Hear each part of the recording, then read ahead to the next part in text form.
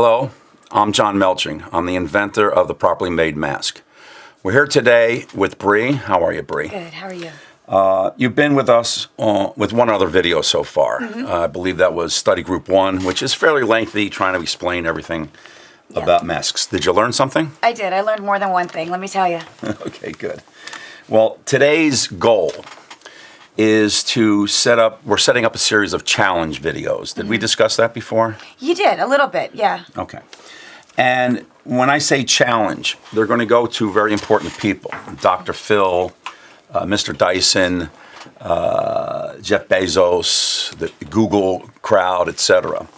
And the reason for that is, why do you think that I'd be challenging them to get involved? You know what, it's always good to have influencers out there.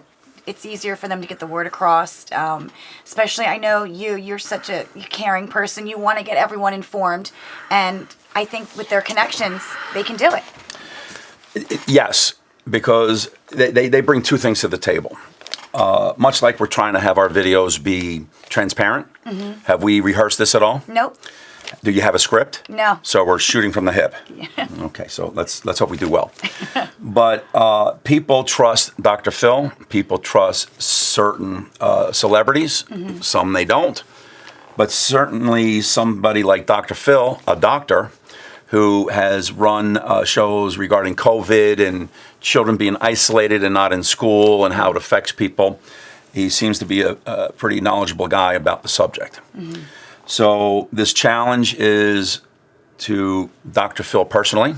Okay. Where, let me back up a little bit. So you learned a little bit at the Study Group 1. I did. And it can be found at YouTube, Properly Made Masks Study Group 1. But this is a little bit more specific.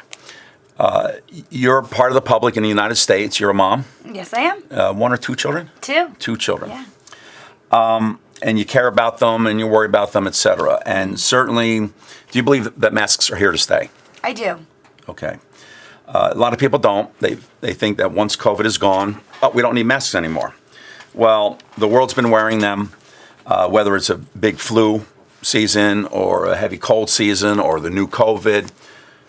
People are going to start wearing masks or keep them in reserve as a safety product, just like a fire extinguisher, etc. But what do people really know about masks? Would you be shocked if I said there were 6,000 sites at a minimum online trying to sell masks? Oh, I believe it. Okay. And would you say that the general public has no idea what our mask design is about? You know, I can honestly say that's true, especially from our experience last time. Well, the whole idea of the properly made mask, again, is performance. Performance first, pretty later. And we can do pretty, but right now it's what we have on the site is what we have on the site. So what I'm challenging Dr. Phil to do is have a show about masks. Are they here to stay? Why are they here to stay? Who are the specialists that say they aren't? How many masks are produced each year? All scientific information. And then invite 6 or 8 of the top mask producers in the world and bring their designers. And we all sit there. You know that I'm the designer of my mask, right? One-man show is what it is. Yeah. And when I say one-man show, there's people that help, but, I've engineered it. And the idea would be to sit in a group and come up with 10 or 12 points that people hate about masks. As an example, have to loop around the ear, cut off circulation, they deform your ear, get caught up with your earrings, your glasses, sunglasses, hearing aids. The fogging of the glasses. Fogging of the glasses, etc. So virtually every other mask out there uses the ears in one way, shape, or form. And what we designed, we're the only patent pending system out there that completely eliminates having to use the ears, including for wounded warriors. If you have damaged ears, burnt off ears, there's a childhood affliction at birth called microtia, where you're born with a deformed ear. If you don't have ears, how do you wear a loop mask? You don't. So again, we've solved that problem, but virtually every mask out there has zero adjustability. In and out, up and down, they're very uncomfortable. Virtually every mask out there is made of improper material. Virtually every mask out there doesn't have a filtration system. Yeah. Virtually every mask out there can get lost by laying it down, etc. there are many, many, many problems that create tension in the public because they don't know how it's been fixed. But our system has fixed it, and I can prove it.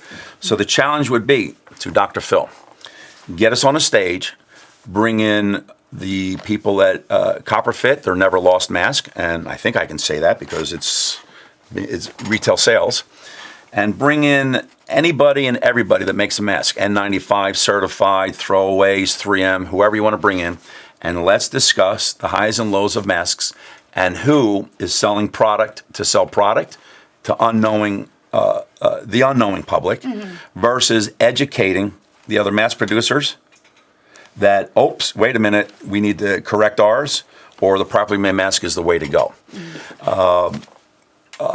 Certainly a show like that could run more than an hour, not that it would have to, and they can cut it up. But do you think the public would be very interested in knowing how bad masks are? I can tell you for sure, like, I wish this came out 2 years ago, because it was so difficult for me as a mom, like you said, to figure out what mask should I get for my children? What mask should I get for myself? I wish that that's such a great idea. I wish it was done before. So I owe you and everybody in this country an apology. I understood the product because I invented it. So I just thought we'd get it online and people go, oh my goodness, this is great. But the average person just goes through their phone. Oh, I like this one because it's blue. Yeah, I was guilty of that. And it's a chore to get people educated and to get people's attention long enough. But Dr. Phil would get people's attention. Absolutely. And by doing so, people can make an educated decision, what mask they're going to do, what mask they're going to support, what mask like ours is. We have a mission statement about saving lives and designing something that's proper and keep it simple. Stupid used to be the word, but now it's keep it simple and safe. So if anybody that is listening to this, including yourself, if you know anybody, write to Dr. Phil. Anybody that sees this on YouTube, ask them to write to Dr. Phil. Once enough people try to get a hold of Dr. Phil, I think that it would make a very good show. Oh, it would. It would definitely be a great show. And I could be wrong, but they can interview me first and I can explain the entire system.